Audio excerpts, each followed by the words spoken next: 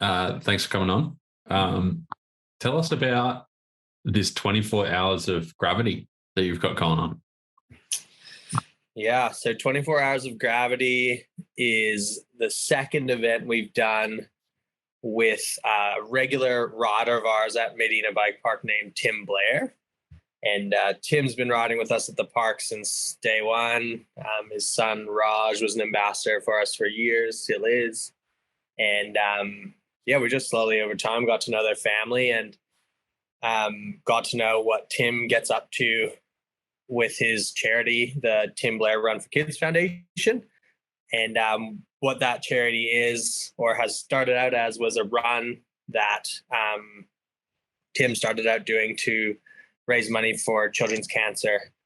And yeah, Tim's one of these people that he's just a sleeper. Like, he's so chill, he's so nice, and he's just this amazing giving person.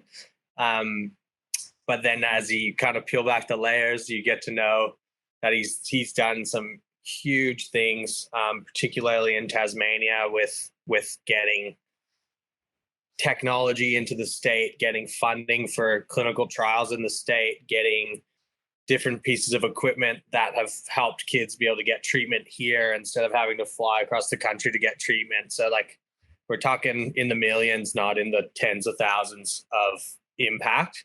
And if you saw him, he's just a regular dude, but he does so much. And yeah, super inspirational man. And that meeting Tim is how this kind of came to be, really. And yeah, we just saw what he was doing and how huge of an impact he's made as one, not regular person, which is just so sick. And then it kind of started because Tim has a ride every year as well. That's from the center of Tasmania out to Devonport. It's like 180 Ks.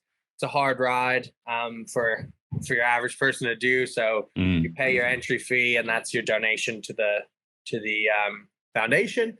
And then you do this 180 K ride and finish at the RSL and have beers and talk about everything. And it's wicked. So Tim originally reached out to the Maydena Bike Park crew and was like, does anyone want to jump on a ride? You guys are mountain bikers. You should be fine. Why not? And Luke and I were the only two that ended up actually going for it. And he was like, oh man, it's easy. Like, it's a cruisy ride. There's not that much elevation. And by all accounts, it should be. But that is not the experience we were treated to in our first road ride. It ended up being like 40 k an hour headwind, sideways rain, hail, hardcore. I was on a borrowed gravel bike. Luke was on like a wide tire gravel bike, and it was hectic. It was really hard.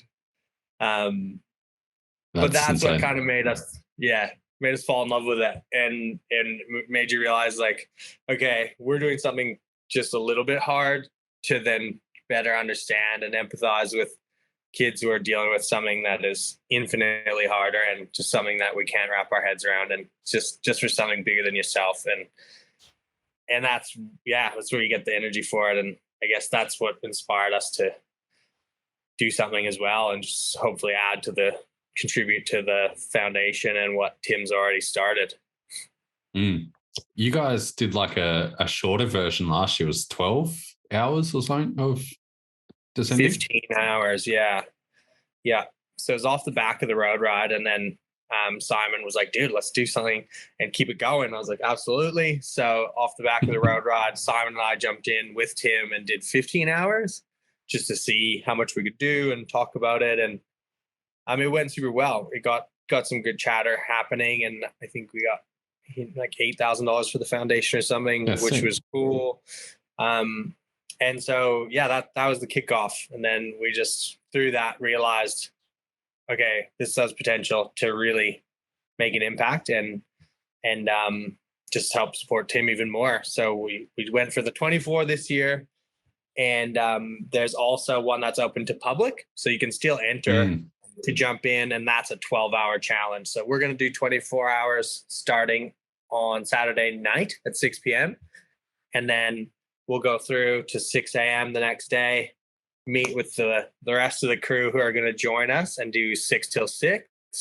And anyone can join that. So your entry fee goes towards the foundation, covers a little bit of food and uplifts or whatever, but all the profits go to the foundation. And you just come ride your bike for 12 hours, get your hands sore, get real tired, and add some money to a good cause and spread the word and get more people aware of what's happening. Are you just doing one trail or are you doing multiple trails throughout the park? The idea of doing every trail has been thrown around. Okay. Which we're not even sure is possible. 80 something trails. But it's definitely close to possible in 24 hours, which would be really sick. So I think we're going to have a crack and just see how many different trails we can do in that time frame. I can't even comprehend descending Maydena at night. So what do you got prepared for that? I got some lights Sick with me. Thanks to KWT for the Magic Shine bike lights. They hooked us up to keep us safe. They're like 4,500 lumens. I think that's good. I don't know what that means, really. It sounds like a lot. It's a lot. It's enough. You're going to be able to see. Yeah. It's got like a battery pack the size of my spine. So I think we should be fine. What are you looking forward to? Like descending for 24 hours, what are you looking forward to the most? And I guess what's like one of the biggest challenges from last year that you think might be worse this year? I think the thing I'm looking forward to the most, it might be a little sadistic, but is just finding that point of breaking and then trying to go past it, where you like really don't think you can keep going, and then you have to because you have to. You said you're going to go for 24 hours, and then everyone knows, so you got to keep doing it, and like finding that that place in your brain, and then going, hey, this hurts this much, or I'm this tired, or I'm this sleepy. But again, like that's why I think these types of challenges are perfect for raising money and awareness for something like children's cancer, because at the end of the day, it's not about me riding a bike or Frenchie riding a bike or Tim riding a bike or anyone riding a bike. It's about getting some support to these kids and making more people aware of it, because that's what's happening every single day. And they're waking up every single day and finding that limit for themselves to just keep going and keep pushing and keep getting through the things they're getting through. So I know gaining some perspective, I guess, would be the short answer to that question. Yeah, that's what I'm looking forward to the most. What's one of the challenges you think is going to be the worst? Holding on.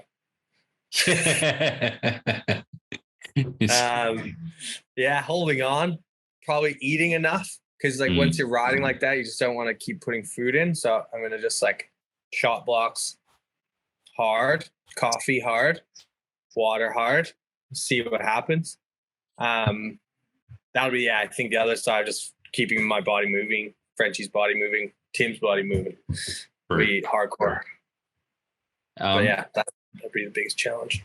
What bike are you doing on? Well, we did learn this one from the last round, like 15 hours. I think I did 4 sets of brake pads across 2 bikes in 15 hours. But that was because it was like snowing and pouring rain last time. So the grit really smoked us. We do have a better forecast for this one, which is nice. So I'm hoping a little less wear and tear. But I've got my enduro bike, Mega Tower, ready to go, and then the downhill bike, the Coinsol, ready to go, both with fresh pads, fresh bleeds. And then, I might have to just hit up Luke partway through the day, and he'll bleed and change pads while you ride the other one, and then swap. And that's the current plan. That's to be confirmed. I'm super keen to know how many brake pads you go through and how much stuff you cut through in 24 hours. Yeah, the worst one was last time I binned it on like lap 4. and I broke my phone into a million pieces. So I couldn't do any like social prompts for people or anything to like keep the momentum going. And I was just like, so then it was just me cut off. I was like in my head for the next whatever it was, 12 hours. But it was pretty funny. Yeah, that was the worst equipment failure last year. And I think I did a wheel as well. By the end, the wheel was written off. Yeah. I mean, that's pretty common for you though, right? Less and less these days. I'm starting to corner properly.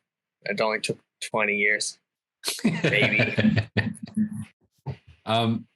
So what's your kind of goal for fundraising and stuff for this one?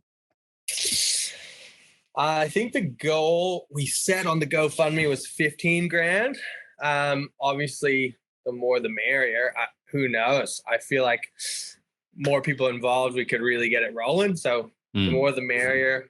15 grand sort of the target. But yeah, if we can do more, we will for sure. And then I guess the goal riding wise was to do, I won't speak for everyone but this is my brain. I was thinking at least 1 per hour is like a minimum requirement. So 24 laps. Yeah. But I don't know. I don't know if that's going to be possible.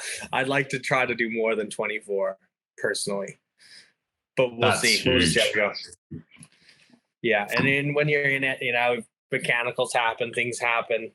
You got to stick with the team too. Like, we got to keep everyone together. So we'll support each other and do as many as we can either way. Yeah. Sick. I'm keen as to see how it goes. Thanks, man. Yeah. I'm super excited. It's going to be fun. It's going to be fun sharing it with everyone. I'm excited to just like get a little bit weird and chat, yell at the camera while we're doing some things like we do. And, just see what comes out of my brain after 18 hours of riding downhill. Sweet. Is there anything else you wanted to mention about that?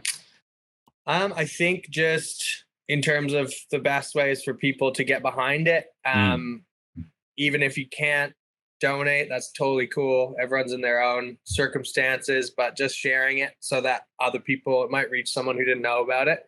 So just giving it a share. It's all on MaydenaBikePark.com. Under events, you'll see the 24 hours of gravity. You can share that link. It's got the GoFundMe. It's got a bunch of information about Tim and his foundation, where the money goes. I think is the super important part of it. So people can understand that, this isn't like a big charity. It's the Tasmanian family run, volunteer run charity. And the dollars might go straight to a family who's in a really bad situation right now. And it's going to help straight away. It's not just like a token gesture. It's something that makes a huge difference. And it's something you get to see, we've met lots of the kids and stuff in there. It's a game changer for them. And share it. Please donate it if you can. And we have some awesome support as well from some sponsors to incentivize some donations. So if you do donate, we're going to give away some beers from Moo Brew. We're going to give away some ciders from Willie Smith's. We've got some merch packs from SRAM and Rock Shocks. What else we got? I'm going to do some lessons. So I'm going to give away 5 private coaching sessions. So all you got to do for those is donate $350 or more, and then send me a message and just show me the screenshot you donated. We'll lock it in. It includes a day at Maydena coaching with me, so you can do that. I think that's pretty much it for that side of things. And if you do have a team and you want to come ride with us, you can still sign up and join for the cause. Do a bunch of laps, and your money goes towards something awesome. So, other than that, just recognize Tim and all his effort. And without him, this wouldn't even exist. So he's a pretty incredible dude. So definitely take time to look up the Tim Blair Run for Kids Foundation and what they do. Otherwise, hopefully we make it. You'll make it. It's going to be easy. We'll see. I hope it's not easy, but we'll see what we can come up with. Perfect, man. Well, yeah, thanks so much for coming on and having a quick chat about it. Thanks so much for listening, man, and taking the time to have me. That's all right, man. We'll speak again soon.